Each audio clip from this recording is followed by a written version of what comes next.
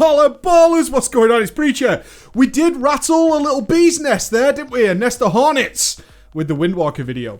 Surprising, baffling, confusing, for me especially, as I work nights, so in general I upload my videos, and then when they're ready to go out, usually when they've reached 1080p, that's when I click go public, so you guys get the full best experience from the second you watch it.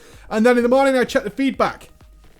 And then that's about it for YouTube comments. As I said, I've read some horrendous YouTube comments and some absolutely wonderful ones, but as a golden rule, as many of you are experienced with this medium right now will know, checking all the comments on a regular basis is actually a really bad idea. So I checked it in the morning, and it was one of those videos, and it's happened a couple of times recently. Where sometimes I'm really just frustrated because people are replying to a video or a point of view which isn't in the video. It's almost as if they're replying to a video that isn't the video that was put out. They're replying to something completely different. In a video where I talked about how near perfect, I used the phrase near perfect the Windwalker is. I sung its praises about its mobility, Storm, Earth and Fire being fundamentally one of the best abilities in the game. A lot of people thought I was hating on it. And you can imagine how frustrating that is for someone who researches their classes as much as I do. I certainly am not able to just pick up a class for a couple of hours and go, okay, I know everything about this class, let's just bash out a video and hope for the best. What a wonderful free day I would have if I did that. But unfortunately not.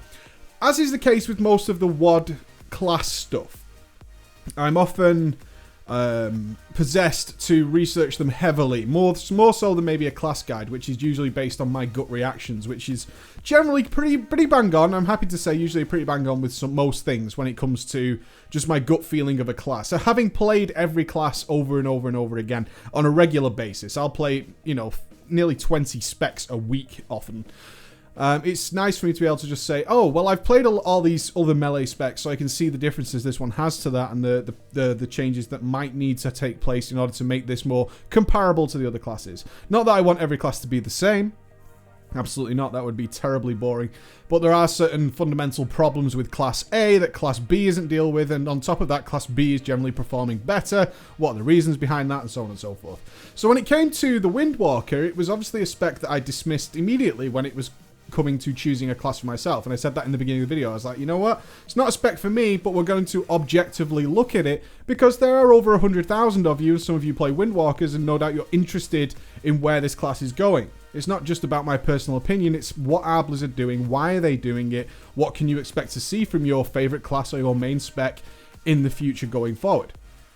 So that was the intention with this video, is to look at it objectively, say, okay, Blizzard, this is what they're doing, this is why I think they're doing it, might not be the things you want for you, these are the changes that the big Windwalkers who are very practiced with this spec actually want to see. We don't seem to be getting that, was the general gist of that video.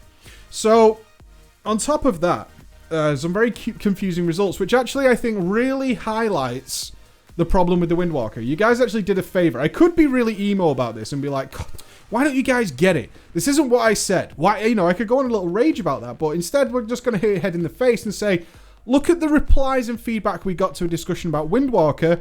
Now you can see why Blizzard has a problem with this spec. That's what we take away from this, is look at how vice versa, how yin and yang the replies are to what's happening with the Windwalker. The good seasoned Windwalkers really appreciate the depth of the class. And believe me when I say it's depthy, it's very, very depthy, especially compared to the other melee classes. And there are lots and lots of tiny, tiny intricacies that work with the Windwalker that a lot of people have yet to realize, which is why it's still early days. Still early days with the Windwalker. Now, the vice versa of that is people going, this class is so easy. Oh my god. It really isn't. And you have to ask the question, why do you think it's so easy? Because I can tell you from a purely objective standpoint that it really isn't. If you start burying deep into how the Windwalker works, it is not an easy class by any means. An interesting backup to this, I had to research when this announcement was made, but we kind of do forget these things very quickly, especially with all the WoD information coming out, is that in 5.4, just before that, the predictions of where the DPS will be came out, and the Windwalker was way, way ahead. Some of you will remember that, some of you won't. The predicted DPS values for Windwalker were way, way ahead, and then Blizzard said something that they haven't ever said before. We're okay with these theoretical numbers for the Windwalker because we don't actually believe the player base will be able to achieve it. Now think about that for a moment. Blizzard openly said, we do not think the player base is able to achieve anywhere near their theoretical outcome. Now, some people could say, yeah, nobody gets their theoretical outcome, Preacher. No, it generally drops by X%.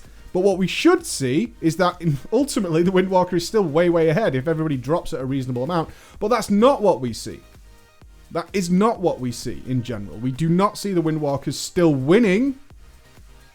What we actually see is the Windwalkers sort of middle of the pack, middle of the road. And of course, DBS has progressed since then, but that continued to be the trend even after the changes was made.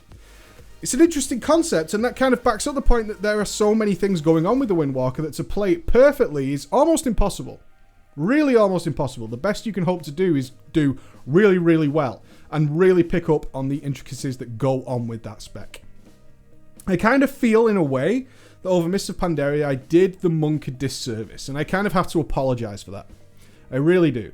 I would imagine that when Mists of Pandaria came out, knowingly or unknowingly, I had a bit of an ego about picking up new classes.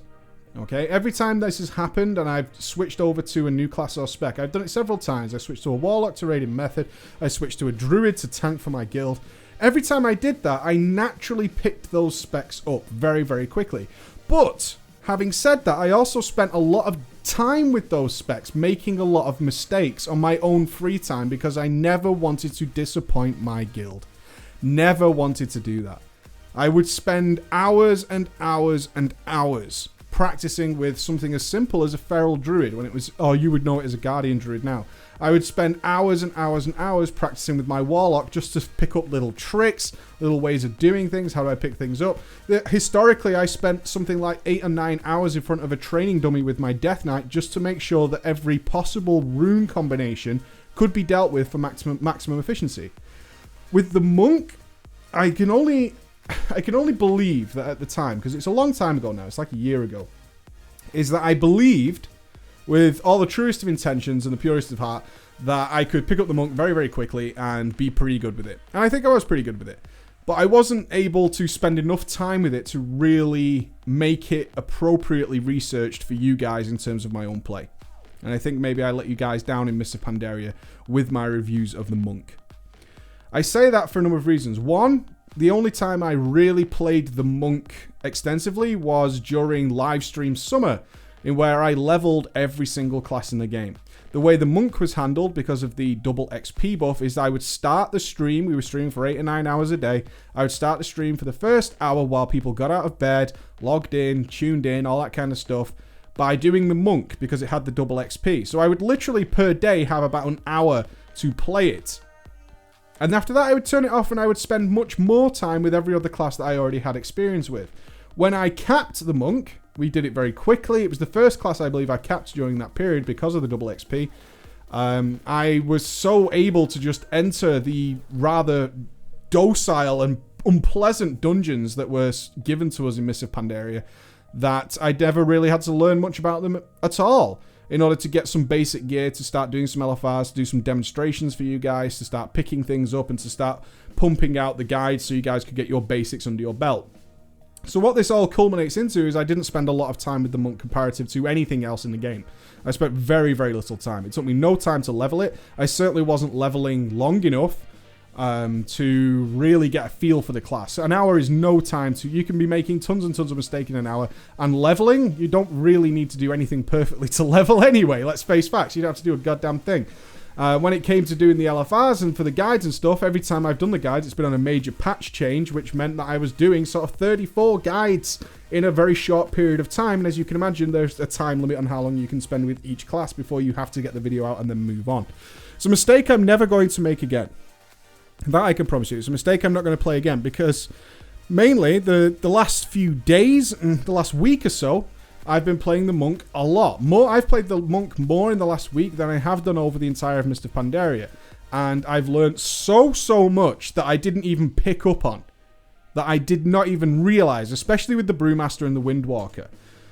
So what this has led to is this yin-yang kind of feeling that goes on in the community. And I actually think it's very representative of the community as a whole and why the Windwalker is very unrepresented. What we can see in the video I did yesterday is on one side, the seasoned and properly tuned in Windwalkers are saying, no, yeah, I understand what you're saying. This is really hard. I quite like it. I like the micromanagement style. I understand the difficulties involved, and it's fine. I like it. Please don't change it. I almost feel like that's, I'm in my niche here. There are not a lot of Windwalkers around. I actually don't want to see more of them, which is quite a common thing. Is if people have got something that's reasonably rare, you don't really want to see a lot of people, or noobs as they might perceive it, running around using their class or whatever that they've spent a lot of time putting up with, which a lot of people did with the Windwalker. There was a time before Windwalkers were balanced. We had ridiculous costs on Tiger Power. We didn't have Storm, Earth, and Fire. Tiger's Eye Brew took so long to generate. There was lots of problems with the Windwalker at launch, but hell, it was the first fucking draft. Come on, nobody gets it right in the first draft, not even Blizzard. So we can understand the problems there. On the other side of it, we also have the people who maybe have spoken to friends, and you've always got to question is how good is your friend? Can you truly trust his opinion on it? And a lot of people seem to believe that the Windwalker is jab, jab, rising sun kick, jab, jab, blackout kick, and then any sort of seasoned Windwalker will tell you is like, yeah, if you're doing that, you're failing really badly, by the way. You're really not grasping the concepts of what the Windwalker is about. As I said yesterday, it works on a level that's slightly above the usual priority system that most classes follow, which is the conditional priority system, where certain aspects of what's happening at that very second need to be met before you can decide to push that button. On top of that, you have a lot of things to be doing very quickly with a Windwalker, so a lot of people don't like it and maybe revert back to a simplified form of play, don't get good results compared to maybe a rogue who has a simpler priority system, or even a warrior where they, there's a few buttons, and even a DK for that matter. I would not consider a DK to be a very difficult priority system by any means. A Windwalker works very differently because it plays very, very quickly, and it also has this conditional requirement on top of it. Again, that's something I probably didn't make clear enough or even realized myself properly until recently, where I feel comfortable enough to talk about this. What I can say is this mixed reaction is exactly why Blizzard's doing what they're doing. The main focus of yesterday's video was to look at Blizzard's making changes that not necessarily are anything that the current Windwalkers particularly want or need. In fact, most of the current Windwalkers are reasonably happy with where they are, if not over the moon. They're more than happy to play that style. But Blizzard wants more people to play them. So the aspects that the general community feel, which is either it's boring and easy, or it's too spammy, or God, it's just like blah, blah, blah, jab, jab, jab, jab, jab. They're going to slow it down and allow people to get a feel for what actually is going on with the Windwalker, because it is an advancement of how the game works. It is. The Windwalker's design is leaps and bounds ahead of most of the classes in the game. I truly, truly, honestly want you to understand that that is the case with the Windwalker. It's leaps and bounds ahead. Has a couple of faults still, right? That's okay. People are like, Tiger Power is not difficult. Of course it's not difficult. That's the point. It's just an incumbent button that's there that doesn't need to be there. And all the other classes have moved away from that because Blizzard's realized it's not that necessary to have this silly little buff that you have to keep a track of anymore. It's not fun, and it's just a bummer when it runs out. Overall, very surprised. I was surprised to... Obviously, a lot of people heard what they wanted to hear instead of what was being said. Otherwise, I can't imagine why anybody would have taken away from yesterday's video that I didn't like the Windwalker when I was clearly saying exactly the opposite. I always find that very, very strange. On top of that, lessons learned with the monk in general. I think people probably went into this video. I did have a tweet or so saying I'm dreading what you're going to say about the Windwalker. People expected me to bash on it, and maybe that's the inclination people went into the video with. It's like, oh god, I know he doesn't like this spec, so he's just going to slag it off, and I've already got my reply ready. That kind of aspect of thing is like, I already know what he's going to say. I've got my reply ready. I'm not saying that's the case, but it feels that way when a topic comes out that's very positive. Yesterday's video was extremely positive, and people are like, oh, you suck. It's the same thing we saw with WildStar.